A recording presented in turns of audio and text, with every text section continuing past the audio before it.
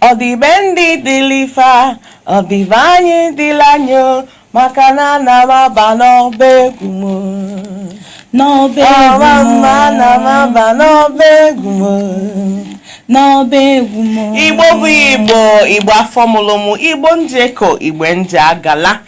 Anyị na-anabata unu na Amaokwe Community TV n'ụbọchị nke taata. Anyị bịara ịkọwakwala unu na Saturday ọbụla anyị ga na-ewetara unu Igbo bụ Igbo. Saturday nke a na-abịa, anyị nwere ọmalịcha okwu anyị ga-atụpụtara unu. Unu na anyị ngafe n'ụwa ọmalịcha nwaada. Nwunye ya na-abụ nọ n'akụkụ, nwaada gwa anyị onye bụ. Aha m bụ Ọlụọma Chukwu Nneọma. Nneọma bụ my co-host. Nwunye ya na-abụ ga na-achịkọbazi ya bụ ihe emume a na-ewetara unu kwa Saturday ọbụla. Nne, gwakena anyị ihe anyị ji wee mele isiokwu na Saturday na-abịanụ. Ihe anyị ji wee mele isiokwu bụ alụmdi na nwunye. Gbasara ihe gbasara ndị nne di na ndị nwunye nwa ha, na ihe gbasara ndị nne di na nwa ha n'onwe ha. Ka anyị malụ ebe mmiri nọ wee baa n'opi ụgbọgele.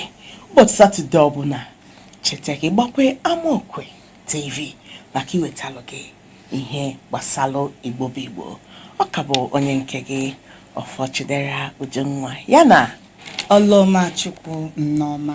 daalụ maka isonyere anyị.